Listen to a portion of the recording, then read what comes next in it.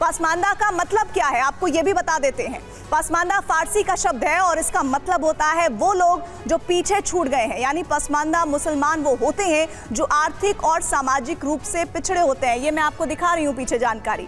इस्लाम के जानकार बताते हैं कि मुसलमानों में जाति जैसी कोई व्यवस्था नहीं होती, लेकिन मोटे तौर पर मुसलमानों को उनके लिए 3 वर्ग बनाए जाते हैं, जिसमें पहला होता है वर्ग अशराफ, जिसे अगड़ा माना जाता है, जो इस वक्त आप देख भी रहे हैं, हमने लाल पट्टी पर लिख कर दिखाया आपको, जिसे अगड़ा माना जाता है। दूसरा होता है अजलाफ, जिसे आप नीचे देख रहे हैं, अजलाफ जो पिछड़े माने जाते हैं। और तीसरा होता है अर्जाल, यानी इनके दोनों को मिलाकर जो हिस्सा होता है जो हाशिए पर है इस वक्त, जिन्हें दलित कह सकते हैं। अजलाफ और अजराल ही पसमानदा मुसलमान है और जिनकी संख्या है इस वक्त बड़ी तादाद में 85%। और देश में पसमानदा मुसलमानों की हालत कैसी है ये जानने और समझने के लिए आपको इस्लाम के जानकारों को जरूर सुनना चाहिए। मौलाना यासूब अब्बास की बात बहुत ध्यान से सुनिए।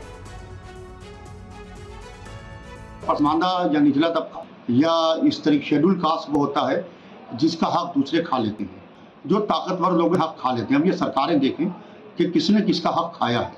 अब आप इस तरीके की बातें करके पसमानदा की और पसमानदा तबके को उनका हक नहीं मिल रहा है, तो पसमानदा को कैसे उनका हक मिलेगा। उसलिए सरकार एक ऐसा सख्त से सख्त कानून बनाए जिससे सबको बराबर से हक मिल सके। तो आप यकीन मानिए इस वक्त कोई ऐसी प्रॉब्लम नहीं है और पसमानदा समाज भी इस वक्त अच्छे तरीके से रह रहा है। मुफ्ती वजाहत कासमी जी, अभी हम बता रहे थे कि पसमानदा कौन होते हैं। 100 सालों से इनके लिए आंदोलन चल रहा है, 90 के दशक में भी आंदोलन चला, लेकिन मंच से जब प्रधानमंत्री नाम ले लेते हैं तो विपक्ष कहते हैं कि ध्रुवीकरण की राजनीति के तहत वो नाम ले रहे हैं। क्या आपको ये बातें सही लगती हैं?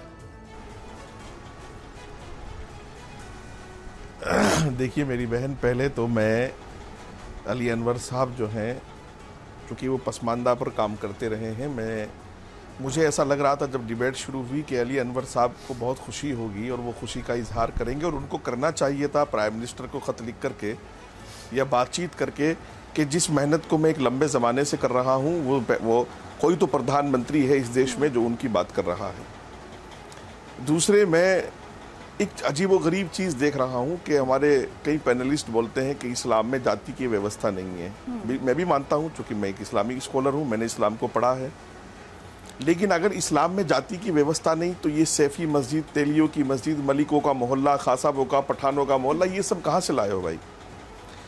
और फिर आपने अभी एक पार्टी के प्रवक्ता से सवाल पूछा। मेरी बहन, सवाल करते वक्त ये भी ख्याल रखें आप कि वो खुद पठान हैं और वो खुद अशराफ में आते हैं, तो जाहिर सी बात है एक प्रधानमंत्री पसमानदा की बात करेगा तो उनको तकलीफ तो होगी ना। और इसलिए वो कहते हैं मुस्लिम रिजर्वेशन। जब ओबीसी, पसमानदा ओबीसी भी बोलते हैं, ओबीसी को ऑलरेडी देश में रिजर्वेशन है, तो इनको मुस्लिम रिजर्वेशन क्यों चाहिए? वहाँ पठानों को, सैयदों को घुसाने के लिए क्या, अशराफ को घुसाने के लिए रिजर्वेशन चाहिए? और मैं कहता हूँ कि देश में मुसलमानों के नाम पर जो पार्टी है, ये हाई कोर्ट ने जो बात कही है उसको वो एड्रेस कर रहे थे। मेरी बात पूरी होने दीजिए, मेरी बात पूरी होने दीजिए। बात तो इसी का रोना है ना, प्रधानमंत्री को जो तकलीफ है और जिस तकलीफ का वो इजहार कर रहे हैं कि पसमानदा को एजुकेशन।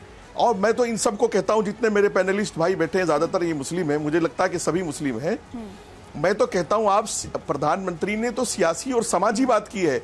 बैरिस्टर ओवैसी को चाहिए कि वो अपनी पार्टी का सदर, जो मुसलमानों के नाम पर पार्टी है, वो किसी ओबीसी के आदमी को, पसमानदा के आदमी को बनाए।